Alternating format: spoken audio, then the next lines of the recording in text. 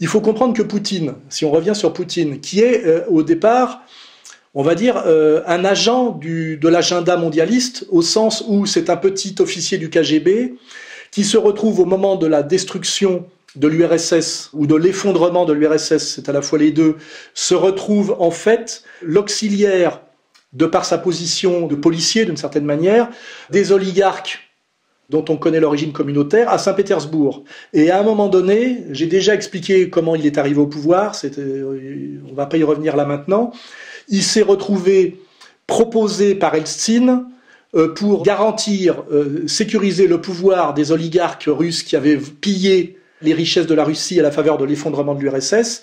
C'est Eltsine qui propose aux oligarques Poutine. Et Poutine arrive au pouvoir donc en tant que, quelque part, agent du mondialisme.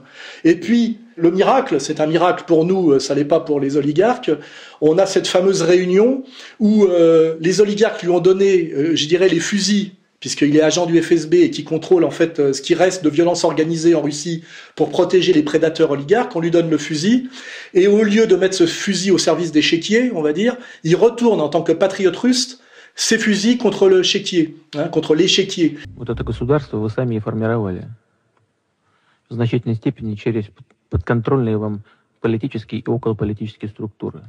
Поэтому меньше всего, наверное, нужно кивать на зеркало.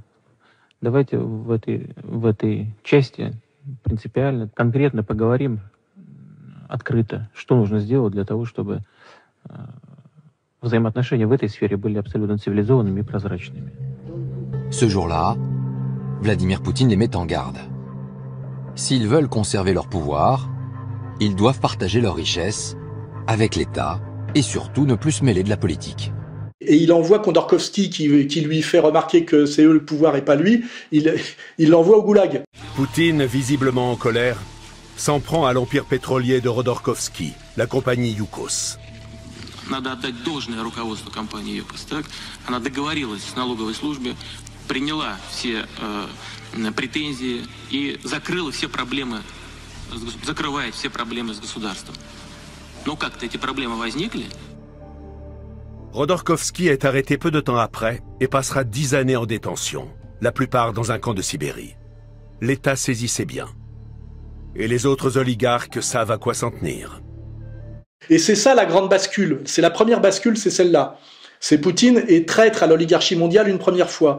La deuxième fois où il est traître à l'oligarchie mondiale, c'est sur l'affaire syrienne. Parce que là, en volant au secours de la Syrie d'Assad et aussi en aidant l'Iran, il empêche le projet du Grand Israël. Il bloque le projet du Grand Israël.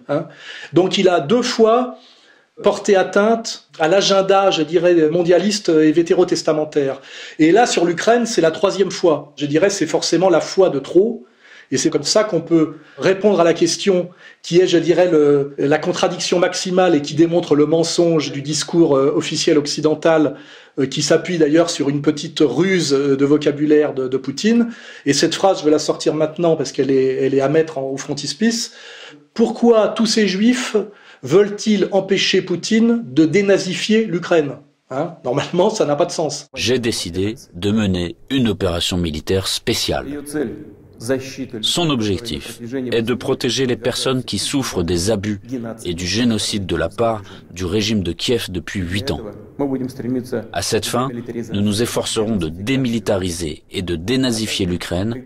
Mais moi je crois qu'il n'y a rien à négocier. Je crois qu'avec Poutine, dans cette affaire-là, il n'y a rien à négocier, il n'y a rien à céder. Poutine ira aussi loin qu'on lui permet d'aller. Et que si on ne lui afflige pas un coup majeur, mais vraiment majeur, en Ukraine, si on ne l'arrête pas en Ukraine, eh bien, nous ne vivrons plus dans un continent en paix.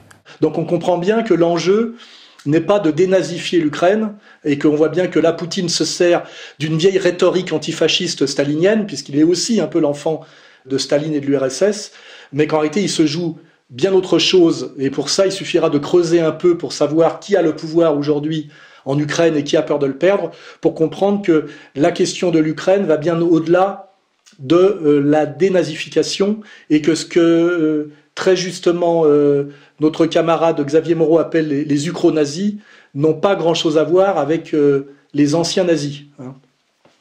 For the rest of us that aren't Ukrainians, I think the world, quite frankly, Kira, is surprised by the will of the Ukrainian people to stand up and fight. Are you? Well, I'm not surprised. We have been fighting Putin for the last 8 years, and we had 3 revolutions in our country when we did not agree with what was going on with the direction of where we're moving in. But right now, it's a critical time because we know that we not only fight for Ukraine, we fight for this new world order for the democratic countries.